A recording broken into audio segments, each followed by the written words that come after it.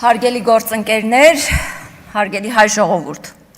Սա իմ առաջին ելույթն է այս ամբիոնից եւ ես գիտակցում եմ, թե ինչ մեծ պատասխանատվություն է այստեղ գտնվելը։ Ես կարող եի սկսել բարեմաղթանքի խոսքերով իմ ընկերներին կամ շնորհակալական խոսքով մեզ ընտրողներին, բայց ես դա չեմ անելու։ Անելու եմ այն, ինչի համար եկել եմ ազգային ժողով։ Ես եկել եմ այս ամբիոն, որպեսզի ասեմ այն, ինչի համար եւ ինչի մասին մեր հասարակությունը ուզում է ճչալ, բայց չգիտի ինչպես։ Ինչպես անի, որ ամոթի այս խարանը հավերթ դաջված չմնա հայ ժողովրդի ճակատին։ Ինչ անի, որ Բաքվում գերության մեջ գտնվող հայորդիները վերադառնան հայրենիք։ Ինչ անի, որ վերջապես խաղաղվեն այն առնվազն 19 ընտանիքները, ովքեր իրենց հայրենիքում են, բայց ամեն օր, ամեն րոպե մտքով իրենց հարազատների հետ Բաքվի բանտերում են։ Եվ այսօր, մինչև մենք նստած ենք այս գեղեցիկ հարմարավետ դահլիճում, խոսում ենք կանոնակարգերի եւ օրակարգերի մասին, Մադադ Բաբայանը, Ռաշիդ Բեգլարյանը, Դավիթ Ալավերդյանը, Լևոն Բալայանը, Վասիլի Բեգլարյանը, Էրիկ Ղազարյանը, Ալյոշա Խոսրովյանը, Գարիկ Մարտիրոսյանը, Լյուդվիգ Մկրտչյանը, Մելիքսեթ Փաշայանը, Գուրգեն Ստեփանյանը, Արցախի ռազմաքաղաքական ղեկավարներ, Դավիթ Բաբայանը, Դավիթ Իշխանյանը,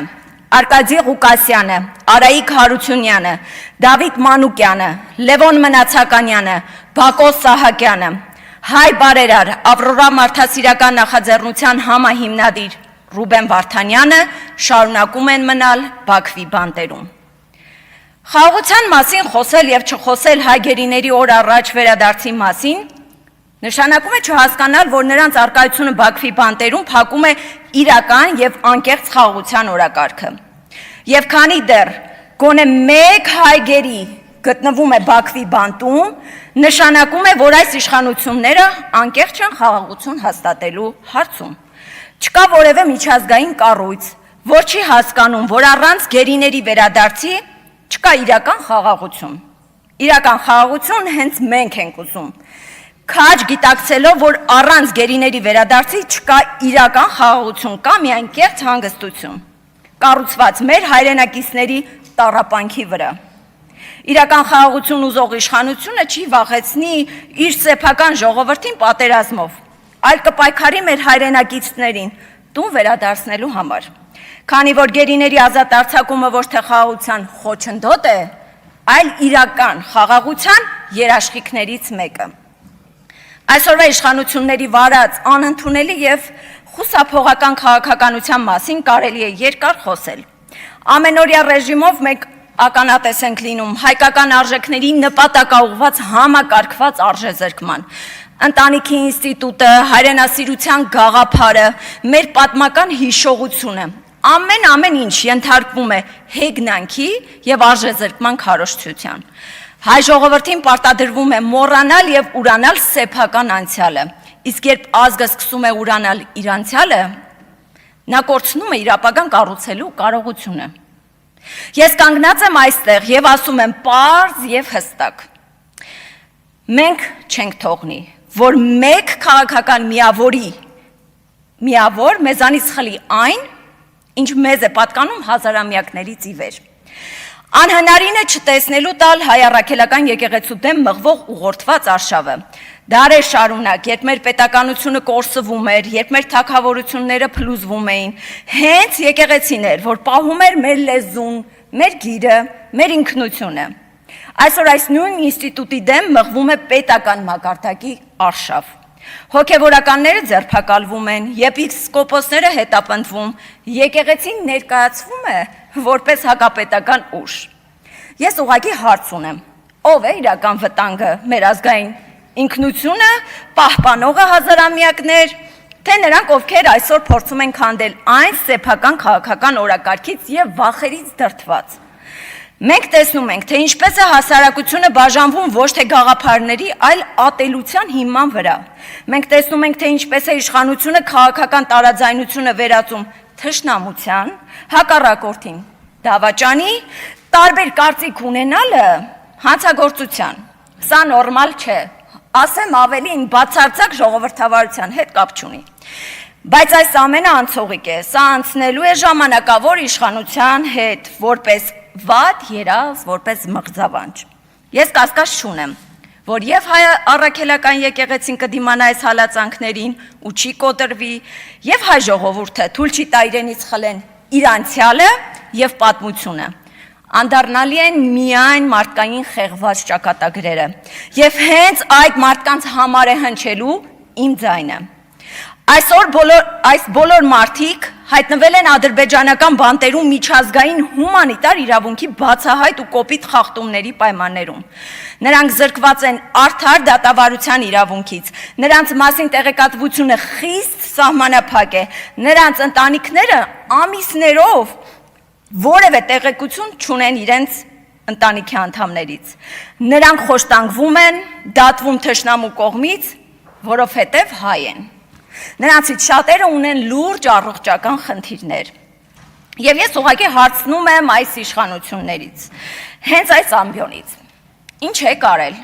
Ցույց տվեք մեզ մեկ հստակ հրապարակային ռազմավարություն այս մարդկանց ազատ արձակման համար։ Ինչ եք արել, որ իմանաք, թե ինչու է Լյուդվիգ Մկրտչյանի առողջական վիճակը կտրուկ վատթարացել, կամ ինչ առողջական խնդիրներ ունի։ Իսկ պատասխանել եք Ռուբեն Վարդանյանի տիկնոջ նամակին, որով նա ձեզ է դիմել ապահովելու Բաքու այցը, որպեսզի ընտանիքները ունենան իրենց հարազատներին այցելելու հնարավորություն։ Ցույց տվեք մեկ միջազգային կառույց, լինի Եվրոպայի խորհուրդ, ՄԱԿ, թե որևէ երկկողմ հարթակ, որտեղ դուք հետևողականորեն, համառորեն, ամեն անգամ առանց բացառության բարձրաձայնել եք այս հարցը։ Ես չեմ տեսնում այդպիսի ռազմավարություն, ես տեսնում եմ միայն դիպվածային ցրված հայտարարություններ, որոնք ուղեկցվում են երկարատև լռությամբ։ Դուք սիրում եք կրկնել, թե իբր լուր աշխատում եք գերիների հարցով։ Կարծես դիվանագիտությունը նշանակում է ամբողջական լռություն եւ զրո արդյունք։ Բայց հարգելի գործընկերներ, լռությունը առանց արդյունքի անվանվում է ոչ թե դիվանագիտություն, այլ ընդամենը անգործություն։ Այս խնդիրը ուղիղ կապ ունի նաև անհայտ կորածների ցավոտ չլուծված հարցի հետ։ Կան ընտանիքներ, որոնք տարիներով ապրում են անորոշության մեջ, չիմանալով իրենց հարազատը ողջ է, գերի է, թե զոհված, որտեղ են նրանք։ Այս անորոշությունը ինքնին խոշտանգման ձև է, որը տարածվում է ամբողջ ընտանիքների վրա սերունդներով։ Պետությունը պարտավոր է ամեն հնարավոր դիվանագիտական, իրավական, հումանիտար բոլոր միջոցները իրագործել, օգտագործել այս ընտանիքներին վերջապես ճշմարտություն եւ արժանապատվություն վերադարձնելու համար։ Հարգելի գործընկերներ, այսօր ես ուզում եմ հստակ հատուկ ընդգծել մեկ սկզբունքային կետ։ Գերիների եւ անհայտ կորածների հարցը վերկուսակցական եւ վերքաղաքական հարց է։ Սա բոլորիս համար պետք է դառնա մեկ ընդհանուր համազգային հարց։ Միաժամանակ ես հայտնում եմ, որ այս հարցը պետք է դառնա ոչ միայն ներքին քաղաքական օրակարգի, այլ միջազգային օրակարգի կենտրոնական թեմա։ Դիմում եմ նաև միջազգային հանրությանը, մարդու իրավունքների կազմակերպություններին, Կարմիր խաչի միջազգային կոմիտեին եւ բոլոր այլ միջազգային կազմակերպություններին։ Ձեր լռությունը դառնում է համագործակցություն անարդարության հետ։ Հայ գերիների ազատ արձակումը եւ անհայտ կորածների հարցի լուծումը պետք է դառնան բոլորիս առաջնահերթություններից։ Սիրելի հայրենակիցներ, քույրեր, եղբայրներ, Բաքվի բանտում պատանդարված իմ հայրենակիցներ, դիմում եմ նաև ձեզ եւ ուզում եմ իմանաք, որ ես կանգնած եմ այստեղ այս ամբիոնի առջև մեկ առաքելությամբ, քանի դեռ գեթ մեկ հայ կա Բաքվի բանտում, իմ պատգամավորական գործունեությունը նվիրված է լինելու նրան տուն վերադարձնելուն։ Այս բարձր ամբիոնից ես ձեզ խոստանում եմ, որ ես եւ մեր թիմը անելու ենք առավելագույնը ձեր վերադարձի համար, եւ քանի դեռ գոնե մեկ ընտանիք սպասում է պատասխանի իր հարազատի ճակատագրի մասին, այս ամբիոնից իմ ձայնը չի լռելու։ Ազատություն բոլոր գերիներին Բաքվում եւ քաղբանտարկյալներին Հայաստանում։ Շնորհակալություն։ Հարգելի գործընկերներ, հայտարարում ենք 1 ժամյա տևողությամբ ընդմիջում։